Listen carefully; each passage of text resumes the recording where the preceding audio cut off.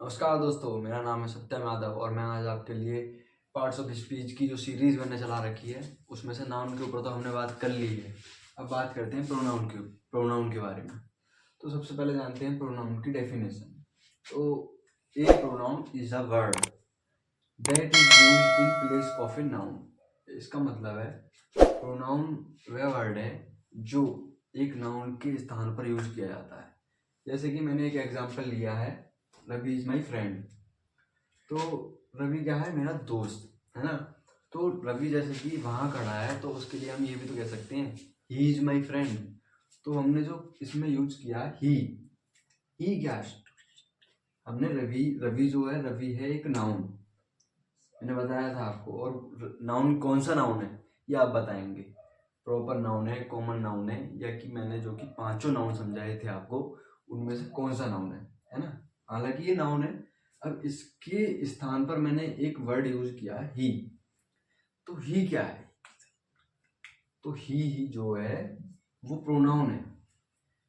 तो डेफिनेशन से ही आप समझ गए होंगे, प्रोनाउन उसे कहते हैं जो कि एक नाउन के स्थान पे कोई वर्ड यूज किया जाता है, उसे प्रोनाउन कहते हैं, है ना। तो हमने यूज किया ही क्या है, प्रोनाउन। आप समझ गए होंगे प्रोनाउन क्या होता है। अब बात करते हैं प्रोनाउन कितने प्रकार के होते हैं। प्रोनाउन होते हैं 10 प्रकार के। नंबर 1 पर्सनल प्रोनाउन होता है। नंबर 2 होता है रिफ्लेक्सिव प्रोनाउन। नंबर 3 होता है एम्फेटिक प्रोनाउन। नंबर 4 होता है रेसिप्रोकल प्रोनाउन। नंबर 5 होता है demonstrative pronoun. Number 6 indefinite pronoun. Number 7 interrogative pronoun. Number 8 distributive pronoun. Number 9 relative pronoun. Number 10 exclamatory pronoun, है ना। तो आप समझ गए होंगे ये 10 प्रकार के होते हैं। प्रोनाउन समझ गए, प्रोनाउन किसे कहते हैं। प्रोनाउन मैंने बता दी, चलो एक बार पुनः मैं एक बार और बताता हूँ। ए pronoun is a word that is used in place of a noun. जो वो वर्ड जो नाउन के स्थान पर यूज किया जाता है उसे प्रोनाउन कहते हैं, ठीक है। अब बात करते हैं पर्सनल प्रोनाउन की। पर्सनल प्रोनाउन क्या होता है, चलो अब बात करते हैं पर्सनल प्रोनाउन की। रोक दो भाई साहब, बस रुकिए, सोच रहे तुम। रोक दो, मैं अब बताऊंगा, मैं लिखूंगा के बारे में।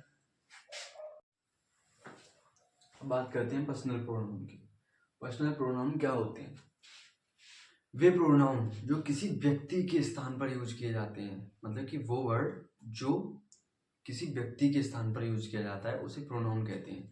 जैसे कि आई मैं, यानी मैं व्यक्ति हूँ, तो मेरे स्थान पर एक वर्ड यूज कर सकता हूँ मैं, आई, ठीक है। और मैं अगर कोई इंसान दूर खड़ा है तो उसके लिए हम यूज कर सकते हैं ही, ठीक है। मैं कुछ रूरल में खड़ा हूँ, यानी कि 3-4 लोग लेकर खड़ा हैं, 2 खड़े हैं हम, तो हमारे लिए एक वर्ड यूज किया जा सकता है दी, ठीक है। और बाहर कोई खड़ा है दूर, मतलब कि उसको हम कह सकते हैं यू भी तो कह सकते हैं, ज्यादा दूर ना, पास ही हो, यू तुम, ठीक है। सी मतलब कोई लड़की के लिए यूज किया जाता है ये, सी कोई लड़की के लिए, ठीक है। इट किसी वस्तु के लिए, दे ये भी दूर दूर खड़ा है, ठीक है, दूर खड़ा है उसके लिए दे। प्लूरल में दूर खड़ा नहीं है, दूर खड़े हैं। अगर कोई ज्यादा संख्या में वहां खड़ा है कोई, तो उसके लिए हम दे यूज कर सकते हैं। यानी कि मतलब है किसी व्यक्ति के स्थान पर यूज किए जाने वाले वर्ड प्रोनाउन के पर्सनल प्रोनाउन कहलाते हैं।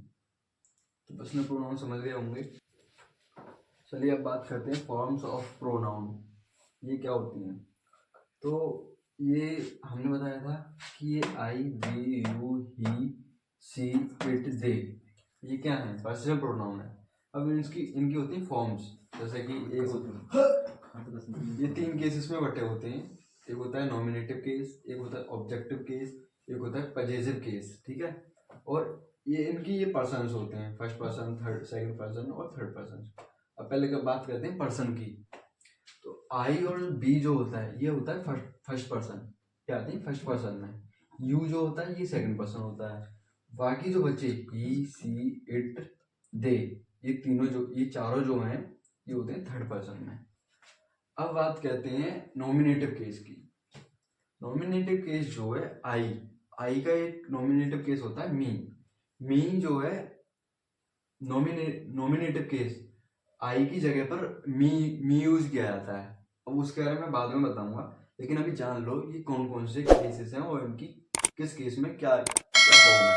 ठीक है, आई का जो है नॉमिनेटिव केस मी है, ऑब्जेक्टिव केस माई है, पजेटिव केस माइन है। ठीक है, अब बी का जो है, बी का nominative case B, objective case अस, पजेटिव केस अवर।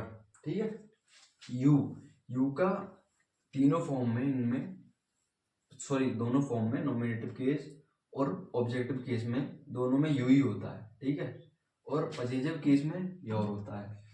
ही का, ही का जो होता है नॉमिनेटिव केस होता है ही, ऑब्जेक्टिव हिम और पजेटिव हर, सॉरी हिज, हिज। ठीक है, और सी का जो होता है, सी का नॉमिनेटिव केस सी होता है और पजेटिव केस हर, और सॉरी ऑब्जेक्टिव केस हर और पजेटिव केस भी हर होता है। ठीक है, अब बात करते हैं इट की। इट का नॉमिनेटिव केस इट होता है, ऑब्जेक्टिव केस भी इट होता है, लेकिन पजेटिव केस इट्स होता है। ठीक है, दे का होता है नॉमिनेटिव केस दे, देम और objective case them, पजेटिव case there. अब आप ये समझ गए होंगे कि कौन सा नॉमिनेटिव केस है, ऑब्जेक्टिव केस है, पजेटिव केस है। ये मैं तुमसे एक एग्जांपल में पूछूंगा भी, वहां तो मैं ध्यान रखना है, बताना है कि कौन सा केस है, कौन से किस पर्सन में आता है। बाकी आप फॉर्म ऑफ प्रोनाउन तो समझ ही गए होंगे, ये फॉर्म्स हैं, तीन फॉर्म होती है, नॉमिनेटिव, ऑब्जेक्टिव और पजेटिव। अब बात करते हैं रिफ्लेक्सिव प्रोनाउन की। रिफ्लेक्सिव प्रोनाउन क्या होता है? रिफ्लेक्सिव प्रोनाउन को पहले आप समझो, रिफ्लेक्सिव प्रोनाउन होता क्या है। मैंने यहाँ लिखा है माई, योर, हिम, हर, इट। इनमें अगर सेल्फ जोड़ देते हैं, इनमें अगर सेल्फ जोड़ देते हैं तो ये जो बनेंगे, जैसे कि माई का बन जाएगा माई सेल्फ, माई सेल्फ। ठीक है, योर का योर सेल्फ, योर सेल्फ। ठीक है, मतलब कि इनमें सब में सेल्फ जोड़ना है तो जो बनेगा, जैसे कि माई सेल्फ बना, योर सेल्फ बना, ये जो बना है ये बना है रिफ्लेक्सिव प्रोनाउन।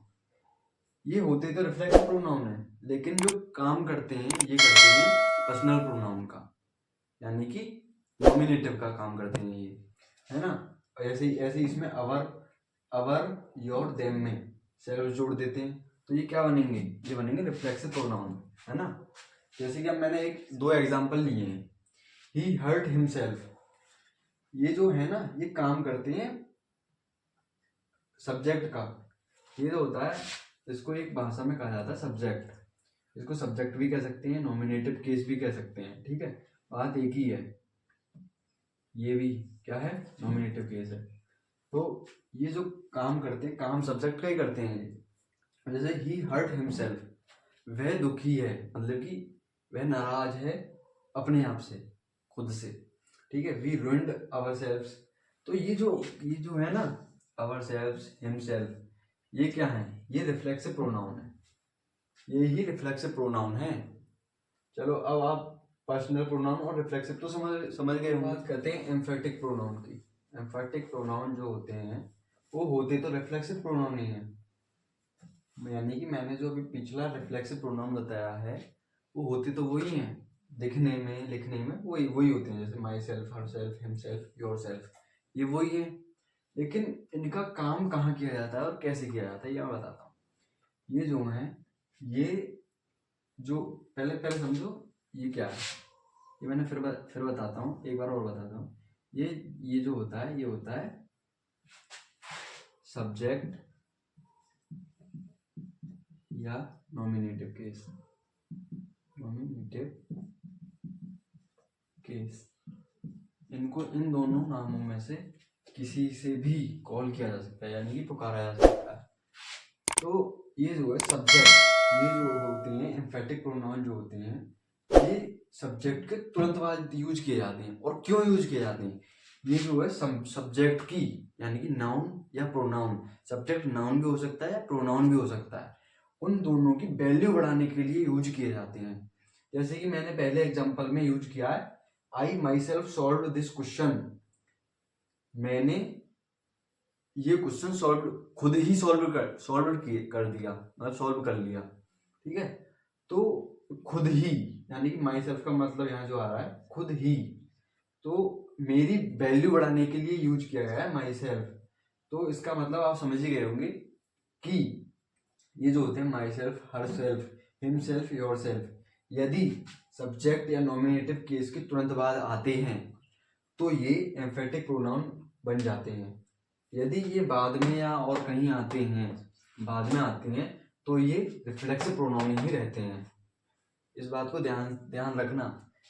अगर एक बार फिर बताता हूँ, अगर my self, her self, him self, your self और बाकी अभी और बच्चे हैं जो, वो यदि सब्जेक्ट के तुरंत बाद आते हैं तो वो एम्फेटिक प्रोनाउन है, और तुरंत बाद नहीं आते हैं, बाकी सेंटेंस में कहीं भी होते हैं, तो वो एम्फेटिक प्रोनाउन नहीं होंगे, वो रिफ्लेक्सिव प्रोनाउन होंगे।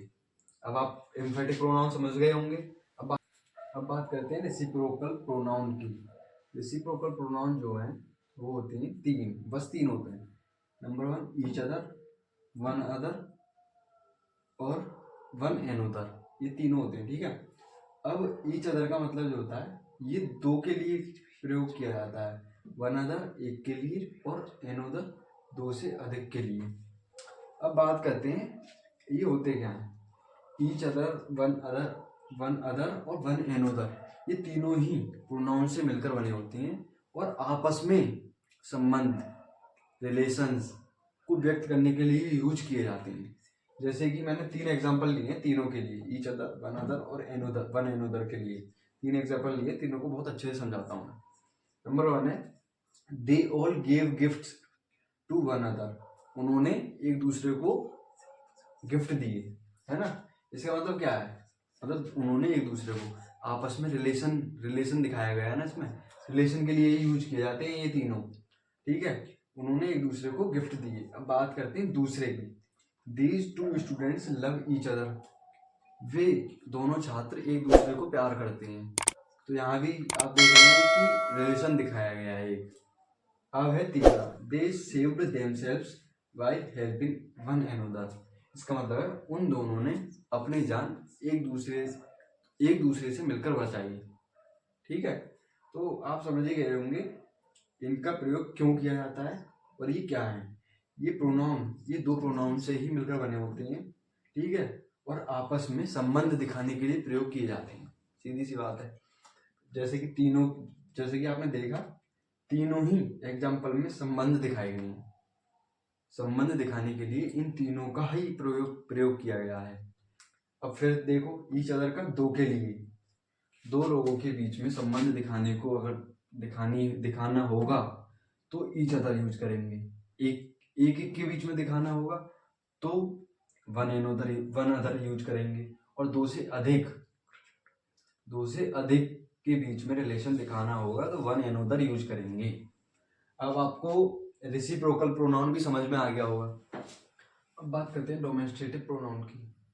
डोमेस्ट्रेटिव प्रोनाउन दिस, दैट, दिस, बस ये तीन होती हैं, ये तीनों डोमेस्ट्रेटिव प्रोनाउन है। अब जैसे कि बात करते हैं इनको एग्जाम्पल के थ्रू समझते हैं। This is the Taj Mahal. This जो है, दिस क्या है, दिस क्या है, डोमेस्ट्रेटिव प्रोनाउन है, ठीक है। दिस डोमेस्ट्रेटिव प्रोनाउन है। अगला एग्जांपल है दीज आर माई बुक्स।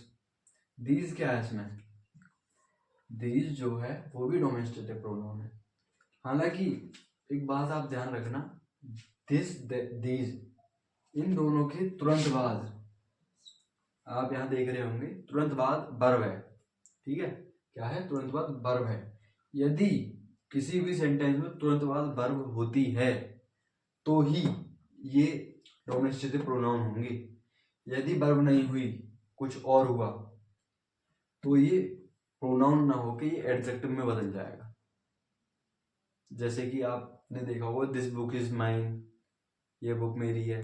तो ये जो है इनके तुरंत बाद कुछ हुआ, वर्ब ना होने के पश्चात, मतलब वर्ब ना हुई और कुछ हुआ, तो ये डोमेस्ट्रेटिव प्रोनाउन नहीं रहेंगे, ये एडजेक्टिव में बदल जाएंगे, ठीक है। अब डोमेस्ट्रेटिव प्रोनाउन आप समझ गए होंगे।